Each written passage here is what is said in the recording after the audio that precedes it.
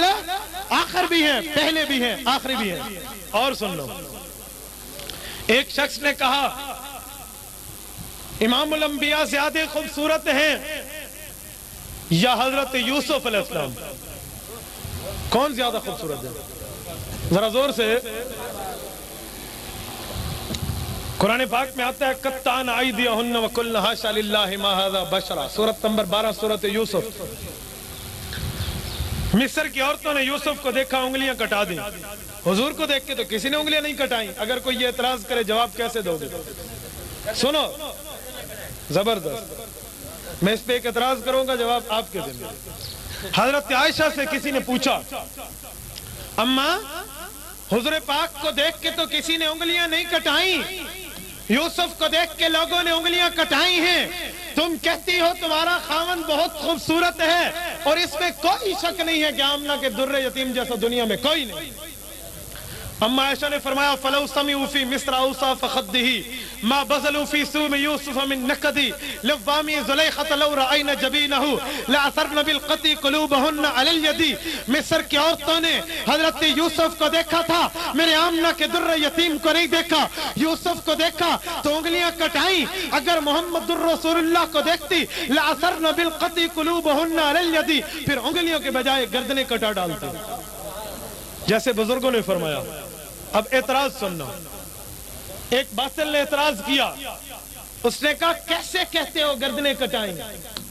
اس وقت تو یوسف کو دیکھنے والیوں کے ہاتھ میں سیب تھے، دوسرے ہاتھ میں چھری تھی، چھری اور سیب کو ہاتھ میں رکھ کے کاٹا جاتا ہے تو انگلی کٹنی سمجھ آتی ہے، کوئی سیب کو گردن پہ رکھ کے تو نہیں کاٹتا، گردن کیسے کٹتی؟ کوئی اپنے سیب کو دل پہ رکھ کے تو نہیں کاٹتا، پھر حضور کو دیکھ کے دل کیسے کاٹتے؟ کیونکہ حضرت اما عائشہ کے لفظ ہیں لأثرن قلوبہن علی الید، حضور پاک کی انگلیوں کے بجائے اپنے دلوں کو کاٹ ڈالتے۔ تو میں پوچھتا ہوں نا، دل پہ رکھ کے سیب کاٹا جاتا ہے یا ہاتھ پہ رکھ کے؟ ذرا زور سے یار، میں اعتراض کا جواب دوں گا، میں نے شروع میں خطابت نہیں کہی، وکالت کہی ہے۔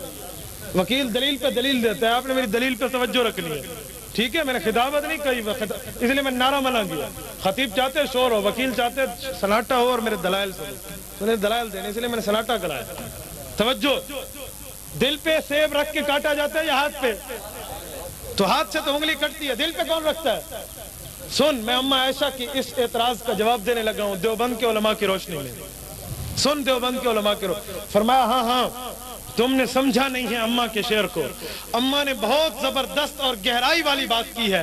1000 روپے کے نوٹ میں 100 روپیہ ہوتا ہے پر نظر نہیں آتا، اسے سمجھنا پڑتا ہے دیکھے بغیر۔ فرمایا اماں نے دل کی بات کی ہے تو بڑی زبردست اشارہ دیا ہے۔ اماں فرمانا چاہتی ہیں حضور مرکز نبوت ہیں، باقی انبیاء شاخ نبوت ہیں۔ حضور مرکز ہیں، باقی شاخ ہیں۔ شاخ اور مرکز میں فرق ہوتا ہے۔ مرکز تنے کو کہتے ہیں، شاخ کو کہتے ہیں۔ تنے سے چیز نکلتی ہے، شاخ میں چیز پہنچتی ہے۔ تنا طاقتور ہوتا ہے، شاخ طاقتور ہوتی ہے۔ تنا کمزور ہوتا ہے، شاخ کمزور ہوتی ہے۔ تنے میں خوراک آتی ہے، شاخ میں خوراک آتی ہے۔ مرکز اور چشمے میں پانی آتا ہے، نہروں میں پانی آتا ہے۔ چشمہ خشک ہو جائے، نہریں خشک ہو جاتی ہیں۔ چشمہ خشک ہو جائے، نالیاں خشک ہو جاتی ہیں۔ فرمایا اسی طرح حضور مرکز نبوت ہیں، باقی انبیاء نہر نبوت ہیں۔ چشمے سے، مرکز سے نبوت نکلتی ہے، باقی انبیاء میں نبوت پہنچتی ہے۔ ان میں ایک ایک چیز پہنچی، اس پہ مکمل چشمہ آیا، اس پہ ایک ایک صفت آئی، اس پہ مکمل مرکز آیا۔ مرکز رکز سے نکلا ہے، رکز خزانے کو کہتے ہیں، جہاں خزانہ ہوتا ہے۔ خزانے سے نکل کے جیب بھرا کرتے ہیں، خزانے سے نکل کے بٹوے بھرا کرتے ہیں، خزانے سے نکل کے لوگوں کی جھولیاں بھر دیا کرتی ہیں۔ جھولیاں اصل نہیں ہوتی، اصل خزانہ ہوتا ہے۔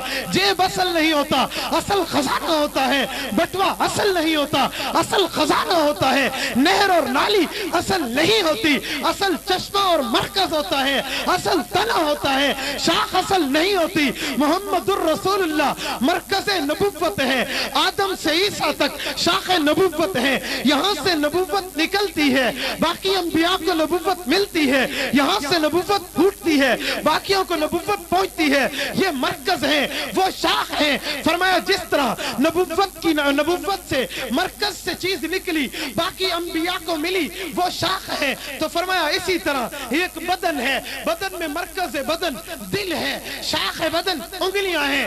دل سے ارادہ نکلتا ہے, انگلی وہی جاتی ہے. دل سے منشا نکلتی ہے, انگلی وہی جاتی ہے. دل نے کہا دائیں انگلی کروں, ہاتھ دائیں گیا.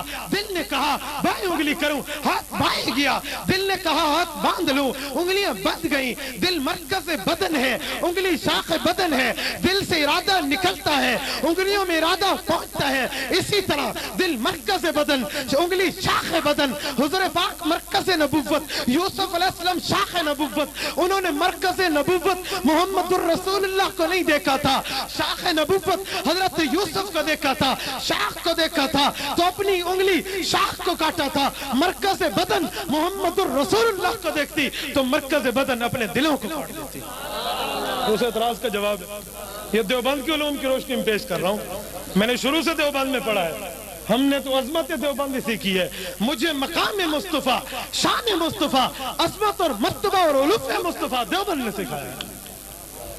میں یتیم نہیں ہوں کہ کسی اور کی کتاب کو دیکھوں, مسکین نہیں ہوں دوسرے مذہب والے کتاب کو پڑھوں. میرے باپ دادا ہیں, میں نے اکابر علماء دیوبند سے سب کچھ پڑھا.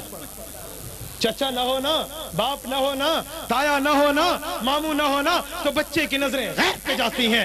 گھر میں سب موجود ہو تو بچہ بے فکر ہوتا ہے. میرے اکابر عشق مصطفیٰ سے لبریز ہیں, مجھے اور کی کتاب کی ضرورت نہیں ہے. میں نے دیوبند کو پڑھا ہے, میں نے دیوبند سے شان مصطفیٰ سیکھی ہے. شان مصطفیٰ بتائیے. میں دعویٰ, چیلنج اور تحدی سے کہتا ہوں عشق مصطفیٰ دیوبند کے رگ رگ میں بسے. عشق مصطفیٰ نہیں ہے دیوبندی ہو نہیں سکتا. عشق مصطفیٰ نہیں ہے دیوبندی کہلانے کا مستحق نہیں ہو سکتا. ہاں وہ اپنے آپ کو دیوبندی ظاہر کرتا ہوگا, دیوبندی نہیں ہوگا. کسی بے ایمان کی وجہ سے تم نے دیوبند پہ بھول